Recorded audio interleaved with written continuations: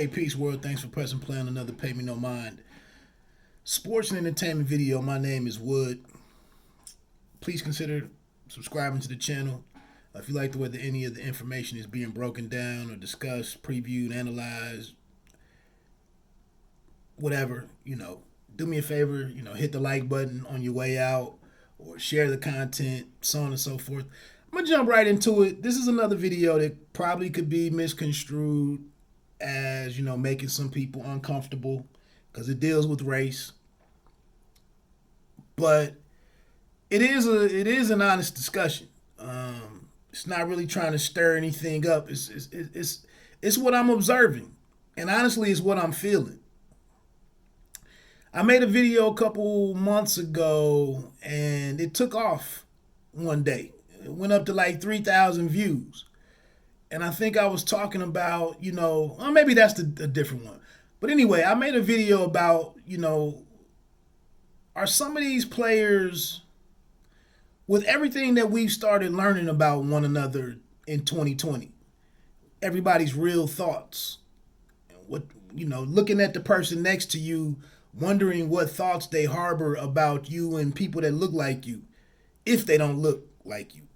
But just things are really shaking up right now.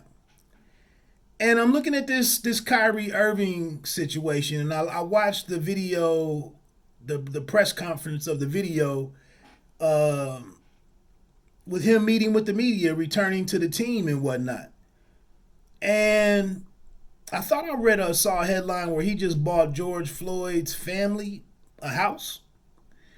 And I'm listening to the words that he, his responses to some of the questions, and I saw Stephen A's reaction to, his reasoning and where he's been and so on and so forth. But I just wonder if Kyrie isn't one of these guys that's kind of affected like I am by what we've been watching in 2020. And the video that I made was about, like, some of these guys I wouldn't doubt it if some of these guys are asking, like, who am I playing for? What am I playing for? Like, why am I doing this? These people that are supposed to be fans of the sport or fans of the team, some of these comments, some of these thoughts that we hear now on social media and comment sections and whatnot, like, what am I doing this for? And that's what I get from it. And the hypocrisy and stuff, and the cruelness of people. And I see another, and he goes on to talk about mental health, and he wanted to play basketball. He was fascinated with the fundamentals of the game and just playing the game at a high level. And everything was about the sport and continuous improvement, competing. And, the dude is well-spoken and thoughtful brother and so on and so forth.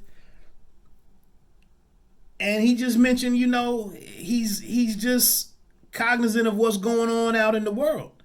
And maybe that putting a ball in a hoop or through a hoop really isn't all that important right now. And I'm with him. I'm struggling to focus on stuff myself, to be honest. Going back to the events that I saw at the Capitol, what is that, January 6th?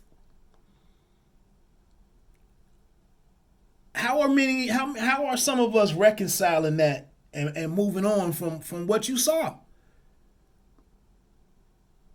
And what you heard a year earlier and a year and a half earlier? How do you balance that?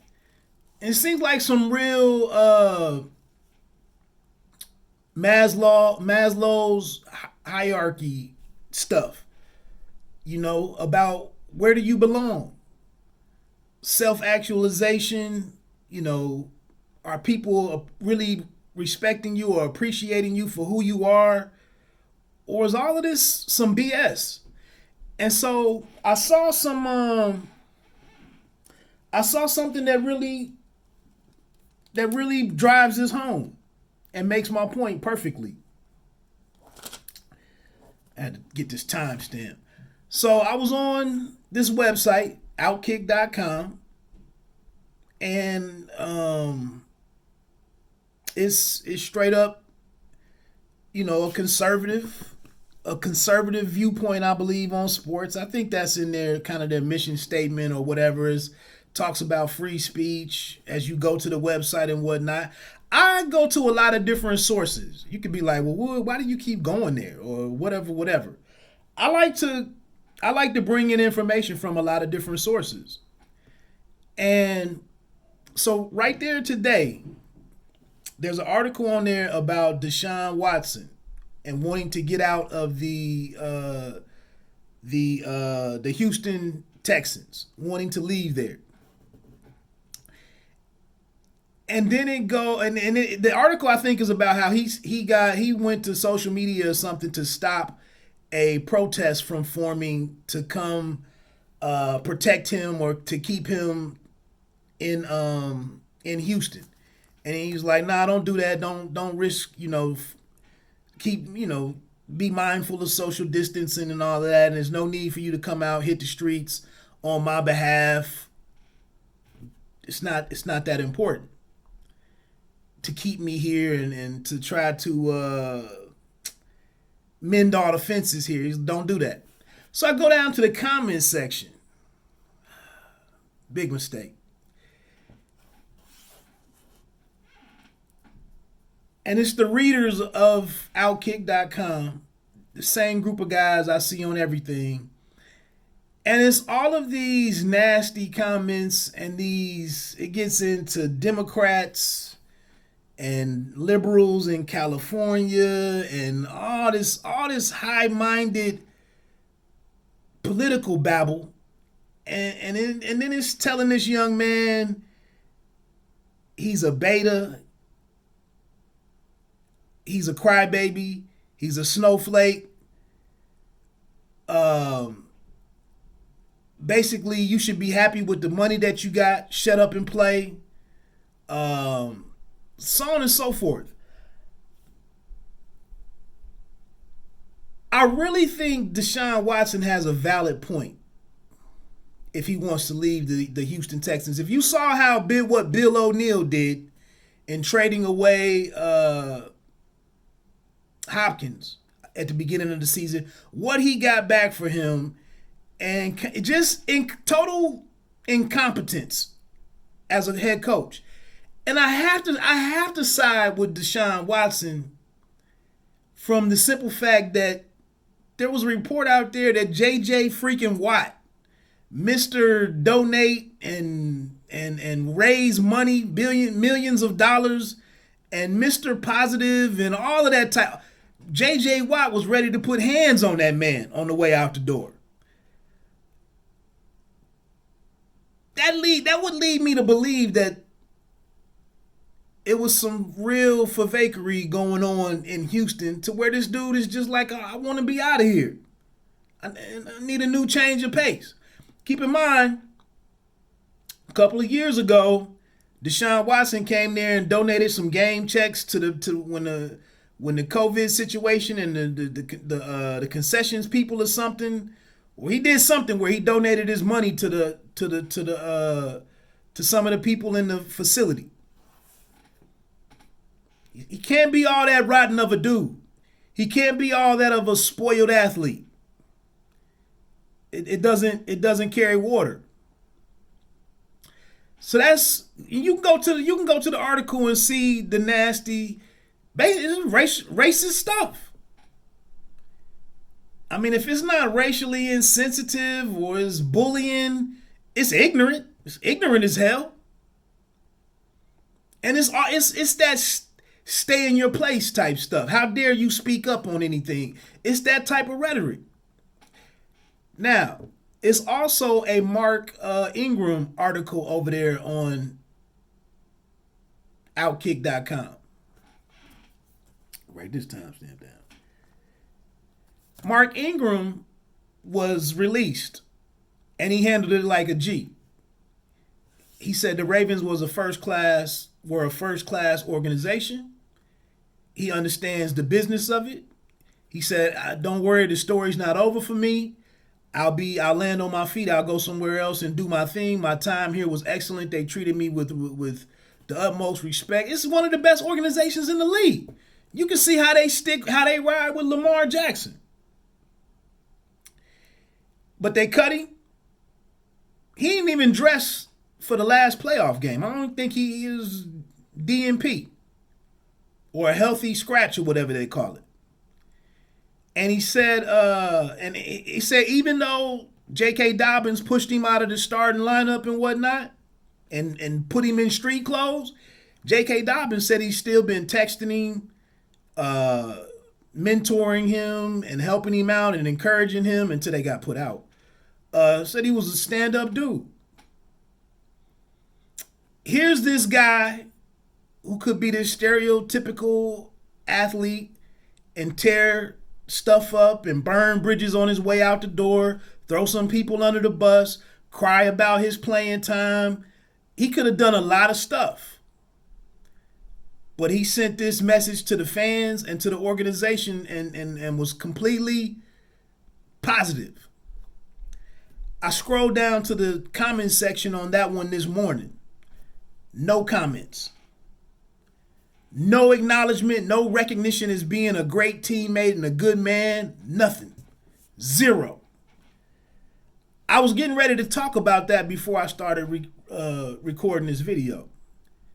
And something said, man, go on and see what it is right now. Somebody had to have commented over the course of the day and said something.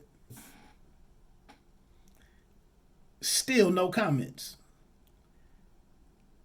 Nobody's saying, "Hey, that's a good man. That's the characteristics of a good man. That's indicative of a good man."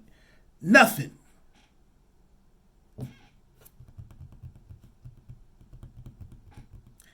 Then I go back to Kyrie Irving. And it's like, man, stop playing with me. Seriously, like, this fan stuff out here and these comments and the criticism, to never be understanding, to never understand your reasoning and your motivations in anything, and that that these guys aren't they just aren't just empty souls out there playing. These are people. It's something on this one night in America, one night in Miami movie that Jim Brown said something that was just poignant. Jim Brown had some lines. He had about 6 lines in there. If you want to check out my It's Always Personal podcast, where I did a deep dive into the movie. It's on Apple Podcasts, Google Podcasts, but Jim Brown's lines throughout the movie were just phenomenal. One Night in Miami. It's Always Personal. Apple Podcasts, Google Podcasts. But Malcolm X told Jim Brown, people like you and Sam Cooke and people like Jim Brown and a figure like Cassius Clay, you guys represent the best that the black community has. You're our best weapons in fighting for equality. He said, "You're our best weapons." And Jim Brown was like, "We aren't nobody's weapons." And I just think that constant balance of dealing with the negativity and the criticism and the unfair criticism and the ignorant criticism and never being understood by mainstream America, and then the expectations from black people in black America, like what do you do? Who would even sign up for this stuff? Who just for what? And I heard all of this in Kyrie Irving's comments.